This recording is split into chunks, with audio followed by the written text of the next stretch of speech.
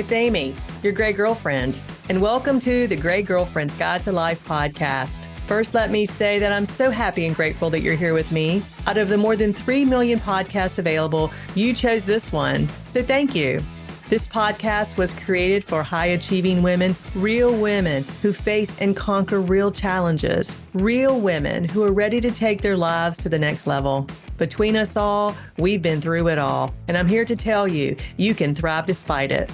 So whether you're commuting to or from work or doing one of the other 50,000 things you do on a weekly basis, pop in your earbuds, my friend, and let's go. Welcome to the Gray Girlfriend's Guide to Life podcast. This is your host, Amy Blair Lawson. Today's episode is entitled, No Rest for the Unworthy. You don't burn out just because there's a lot on your plate. You burn out when your plate quietly becomes the proof that you're worthy. There's a version of overworking that looks impressive from the outside. It looks like devotion. It looks like commitment. It looks like the kind of drive people admire in leaders and entrepreneurs. You get praised for your work ethic, for your consistency, for your ability to push through. And sometimes that really is what's happening.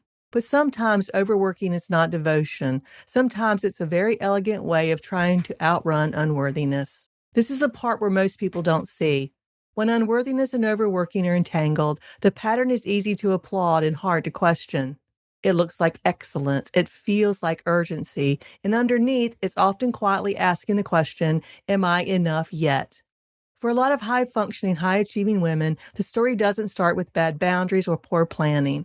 It starts with a nervous system that learned to equate productivity with safety. At some point, working harder didn't just mean that you get more done. It meant that you could breathe a little easier. It meant you'd be okay. If doing more once helped you feel emotionally secure or financially secure or relationally secure, then slowing down doesn't simply feel inefficient. It can feel uncomfortable or exposed. It can feel almost dangerous. That's why toxic productivity can feel so seductive. It rarely shows up saying, I'm here to burn you out. Instead, it arrives dressed as responsibility. It arrives dressed as momentum, as just one more task or just one more email or just one more project before you can rest. At first, overworking can feel satisfying.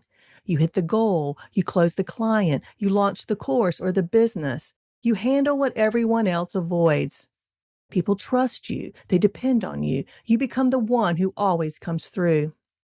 And yet, underneath all of that, there's often a quieter bargain happening, the bargain that says, if I achieve enough, maybe I will finally feel enough.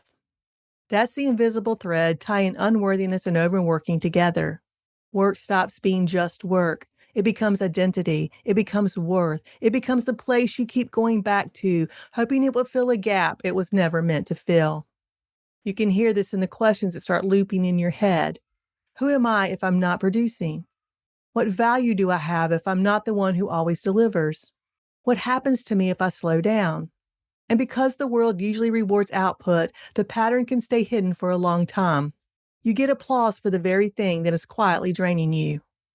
Burnout in this context isn't just about too much work. It's about how much emotional weight your work is carrying. When productivity is also holding your self-worth and your belonging and your sense of identity, even your wins can feel strangely heavy. You might notice it in little ways. Maybe rest feels guilty instead of productive. Maybe you finish something and instead of feeling proud, your mind instantly jumps to the next thing. Maybe slower days feel unsettling, almost like you're falling behind, even if no one has asked more of you. Maybe you feel oddly anxious when you're not on, or not planning, or not pushing. None of that makes you broken. It makes you human in a culture that overvalues output and underrates aliveness. For some, overworking becomes a way to manage imposter feelings. You tell yourself, if I keep doing more, no one will see the cracks. For others, it's about scarcity. You tell yourself, if I stop, everything will fall apart. For many, work becomes a socially acceptable way to avoid the uncomfortable feelings of grief or anger or loneliness or uncertainty. The tricky part is that you can be rewarded for this coping strategy, especially in leadership and entrepreneurship. People love the story of the person who just keeps going. You might even be admired for the exact thing that is pulling you further from yourself. And if you are smart and capable and deeply caring, the trap can be even smoother. You don't just overwork, you overdeliver. You anticipate needs. You take on emotional labor. You try to make things easier for everyone else, often at your own expense. And at that point, changing your relationship with work doesn't even touch your calendar. It touches your identity. This is why the idea of just working less falls flat. If overworking has been your way of feeling safe or valuable or needed, you can't just flip a switch. Underneath the behavior, you're telling yourself a story. You're telling yourself, when I do more, I'm okay. When I slow down, I'm at risk. So instead of shaming the pattern, it's more meaningful to get curious about it. What is overworking protecting you from feeling? What does constantly doing give you that stillness does not? What do you fear might happen if you didn't push so hard? Sometimes the answer is, I'm afraid I'll feel empty. Sometimes it's, I'm afraid I'll be passed over or forgotten or replaced. Sometimes it's, I don't know who I am without being the one who achieves. And if that's true, there's nothing wrong with you. You're simply living inside an understandable equation. You're living under the equation that worth equals work, that safety equals output, that belonging equals usefulness. This healing isn't about abandoning ambition. It's about untangling ambition from self-erasure. You can still care deeply about excellence. You can still love building and creating and leading and serving. The invitation isn't to stop caring. It's to stop asking your work to answer the question of whether you're enough. So here's something to consider. What if productivity becomes something you do, not who you are? That one shift changes the texture of everything. When your worth is not up for negotiation in every project, your work can be intense without being consuming. You can show up fully without needing every moment to prove something about you. Practically, this doesn't have to start with massive life changes. It can begin with small, quiet experiments that signal something new to your nervous system. You could try resting before you're completely depleted just once and notice what comes up. Or try letting one thing be good enough instead of perfect and see if your world actually falls apart. Or try saying, I don't have the capacity for that this week, and watch what happens, not just externally, but internally. Or try choosing one evening where your value isn't measured by productivity at all. These are not small acts, my friend. They are tiny rebellions against an old story that says you must earn your right to exist comfortably. Each time you honor your capacity, you teach your nervous system that you remain safe and worthy, even in the absence of constant doing. Each time you allow yourself to be human instead of hyperproductive, you create a bit more space between you and the trance of unworthiness. Over time, that space makes room for something new. It makes space for work that feels clean instead of impulsive. It makes room for ambition that isn't driven by fear. It makes room for success you can inhabit, not just chase and move on from. Most importantly, it makes room for a version of you that is allowed to be whole on good days and slow days, in launch seasons and quiet seasons, in doing and in resting. If unworthiness and overworking have been quietly running your life, you don't have to dismantle the pattern all at once. You can start with awareness, with honesty, and one small act of self-respect at a time.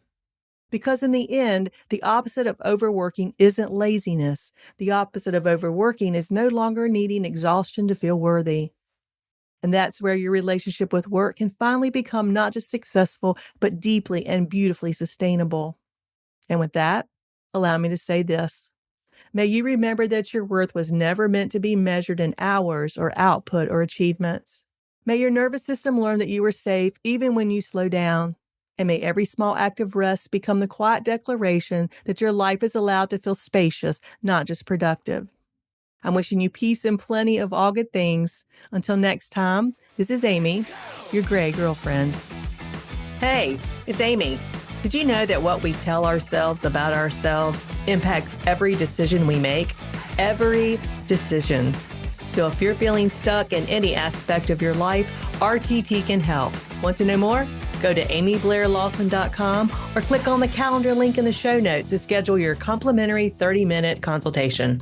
Oh, one last thing. I can't forget the legal stuff. You know what I'm talking about. The language a lawyers write that I have to read to you. Well, here it goes.